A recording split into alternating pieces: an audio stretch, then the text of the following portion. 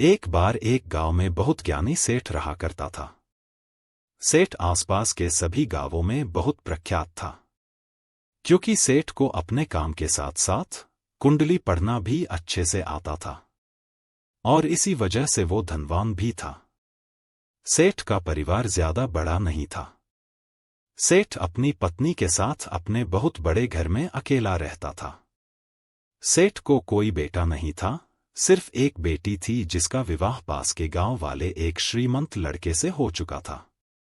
सेठ ने शादी से पहले अपने होने वाले दामाद की अच्छे से जांच पड़ताल की थी और अपनी बेटी का भविष्य भी ठीक से पढ़ा था, क्योंकि सेठ को भविष्य पढ़ना भी आता था।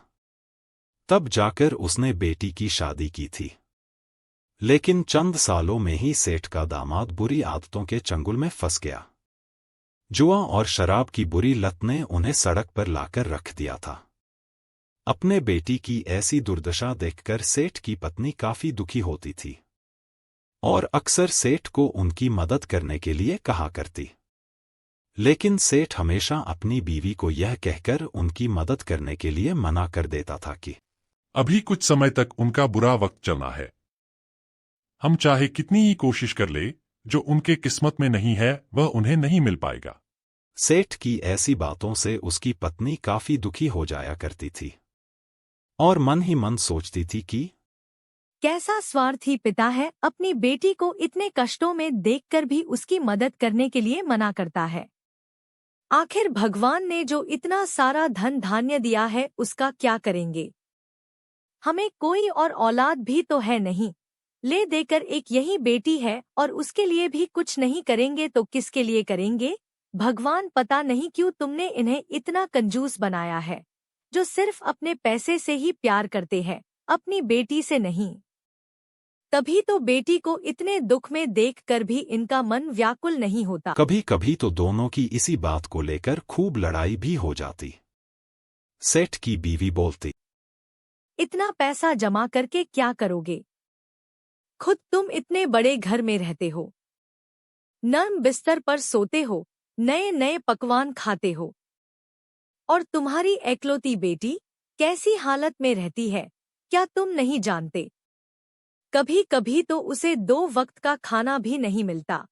ऐसा नहीं है कि सेठ अपनी पुत्री से प्रेम नहीं करता था, लेकिन उसने अपनी पुत्री की कुंडली इतने अच्छे से पढ़ी थी और वह यह पहले से ही जानता था कि वो चाहे किसी भी लड़के से शादी करती, लेकिन उसके जीवन में यह समय आने वाला ही था और बिना इसे भुगते उसको छुटकारा नहीं मिलने वाला था। कई बार सेठ अपनी बीवी को बोलता, अब कैसे समझाओ तुम्हें कि मैं भी अपनी बेटी से उतना ही प्यार करता हूँ जितना तुम करती हो। बस फर्क इतना है कि मैं तुम्हारी तरह अपना प्यार दिखाता नहीं, लेकिन मुझे भी अपनी बेटी की उतनी ही चिंता है जितनी तुम्हें है। एक दिन खाने पीने के लिए भी मोहताज हो चुके सेठ की बेटी और दामाद उसके घर पर आए। सेठ ने और उसकी बीवी ने दोनों का खूब आदर सत्कार किया। माँ ने भी अलग ले जाकर बेटी को खूब प्यार किया, उसका दुख सुख बांटा। बेटी और दामाद की सेठ से सहायता मांगने की हिम्मत न हुई, इसलिए वह बिना बोले ही वापस अपने घर को लौटने लगे। लेकिन माँ तो माँ होती है, उससे रहा नहीं गया। बेटी और दामाद की कुछ आर्थिक सहायता हो सके, इसलिए उसने लड्डू में सोने के सिक्के छिपा दिए। वो अपने आप से कहने लगी, मेरी बेटी तो कभी मुझसे कुछ नहीं मांगेगी, इसलिए अब मुझे ही अपने पति से छुपाकर उसकी सहायता करनी पड़ेगी, क्योंकि बेटी और दामाद शर्म के मारे मुझसे मदद कभी नहीं मांगेंगे। इसलिए मैंने बेटी और दामाद को भी लड्डुओं में छिपे सिक्कों के बारे में कुछ नहीं बताया, ताकि बेटी और दामाद की कुछ आर्थिक सहायता हो सके। जाहिर सी बात है कि जब वो लोग घर पर जाकर लड्डू खाएंगे तो उन्हें उसमें सोने के सिक्के मिल जाएंगे। इस तरह बिना उनके मांगे ही उन तक मदद पहुंच जाएगी। ये सोचकर वो मन ही मन अपने बेटी की मदद करने के लिए खुश होने लगी। सेठ के दामाद और बेटी उन दोनों का आशीर्वाद लेकर अपने घर के तरफ रवाना हो गए। घर पहुंचकर सेठ के दामाद ने जब देखा कि घर में खाने का राशन तो नहीं है, तो उसने अपनी बीवी से कहा, क्यों ना हम ये लड्डू हलवाई को बेच दे, उससे जो पैसे मिलेंगे उससे हम राशन ले लेंगे। फिर दामाद ने बूंदी के लड्डू हलवाई को बेच दिए। जिस गांव में वह हलवाई रहता था, उसी गांव में एक आदमी ने अपने नया घर बनाया था और उसी सेठ से घर के लिए पैसे लिए थे। उस आदमी ने उसी हलवाई से बूंदी के लड्डू लिए जिसे दामाद ने लड्डू बेचे थे। हलवाई ने भी उस आदमी को दामाद से खरीदे हुए लड्डू ही पहले दिए ताकि वह खराब ना हो जाए, क्योंकि वह नहीं जानता था यह लड्डू कब बने हैं।